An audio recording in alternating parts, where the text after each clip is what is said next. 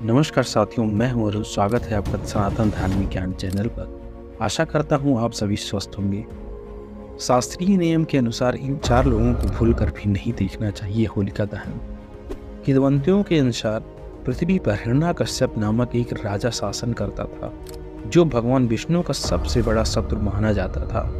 उसने अपने राज्य में सभी को यह आदेश दिया था कि कोई भी ईश्वर की पूजा नहीं करेगा, लेकिन उसका पुत्र प्रहलाद भगवान विष्णु का परम भक्त था। जब हिरण्यकश्यप ने अपने पुत्र को भगवान की पूजा करते हुए देखा तो उससे सहा नहीं गया और अपने ही पुत्र को दंड देने की ठान ली। हिरण्यकश्यप ने प्रहलाद को कई बार कष्ट देना चाहा, लेकिन भगवान विष्णु ने हर समय प्रहलाद का साथ दिया। अंत में अत्याचारी राजा ने अपनी बहन होलिका से मदद मांगी। होलिका को यह वरदान था कि उसे अग्नि नहीं जला सकती, इसलिए होलिका प्रहलाद को अपनी गोद में लेकर अग्नि में प्रवेश कर गई। लेकिन भगवान की कृपा से होलिका उस अग्नि में भस्म हो गई और प्रहलाद बच गया। तब से होलिका दहन पर्व का बुराई और अच्छाई की जीत के रूप में मनाया जाता है। तभी से हिंदू धर्मशास्त्रों के अंतर्गत होलिका दहन के समय को बेहद महत्वपूर्ण करार दिया गया है। मान्यता अनुसार इस अग्नि में समस्त बुराइयों का नाश हो जाता है। साथ ही ये भी माना जाता है कि होलिका दहन के समय वातावरण में बहुत सी नकारात्मक शक्तियाँ और नुकसान पहुँचाने वाली ऊर्जाएं होती हैं, इसलिए जातकों को उस समय सावधान रहना चाहिए।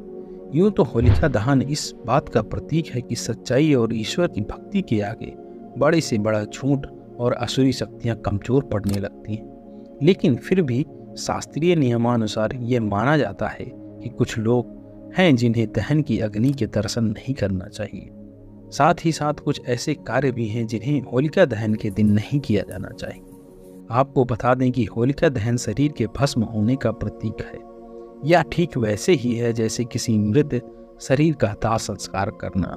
इसलिए किसी भी नवविवाहित स्त्री को होलिका की अग्नि नहीं देखनी चाहिए, क्योंकि यह उनके वैवाहिक जीवन में समस्याएं और परिवार पर संकट को आमंत्रित करता है। सनातन मान्यताओं के अनुसार होलिका दहन के दिन किसी भी व्यक्ति को उधार नहीं देना चाहिए, क्योंकि यह घर की बरकत को समाप्त करता है। जातक को विभिन्न प्रकार की आर्थिक समस्याओं का भी सामना करना पड़ता है।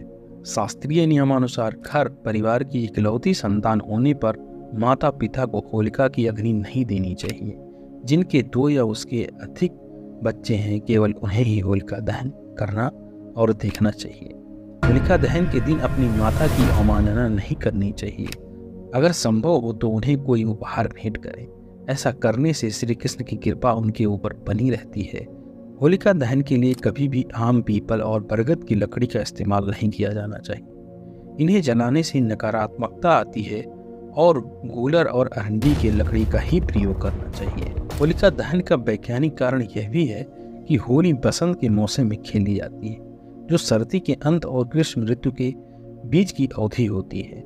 ऐसे में पुराने समय में सदियों के दौरान लोग नियमित रूप से स्नान नहीं करते थे, जिसके कारण त्वचा का खतरा बढ़ जाता था।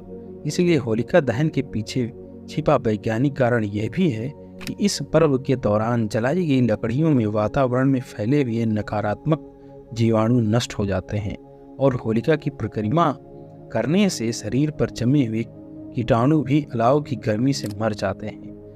वहीं देश के कुछ हिस्सों में होलिका दहन के बाद लोग अपने माथे और शरीर पर होलिका की राख लगाते हैं, जिसे मानसिक और शारीरिक स्वास्थ्य के लिए अच्छा माना जाता है। मिलते हैं ऐसे ही बेहतरीन जानकारी के साथ, तब तक आप अपना ख्याल रखें।